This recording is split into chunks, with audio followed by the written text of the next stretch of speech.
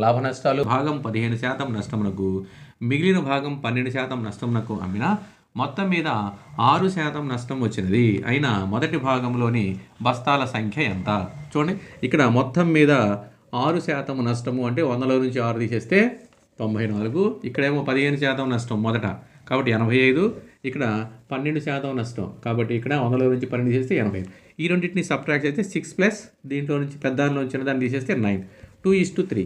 So ఇక్కడ మనకి 2 + 3 అంటే మొత్తం బస్తాల సంఖ్య 5 అనగా 25,000 అయితే మొదట భాగంలో బస్తాల సంఖ్య మొదట 15% నష్టపోయినవి 2 అని అర్థం. 2 అనగా ఎంత అంటే చూడండి, 2 × 25,000 డివైడెడ్ బై 5. 5 ఎక్కం 5 5 25, సో 10,000 బస్తాలు. 10,000 బస్తాలు. ఓకే, 10,000 బస్తాలు. మనకి ఆన్సర్ ఈజ్ 10,000.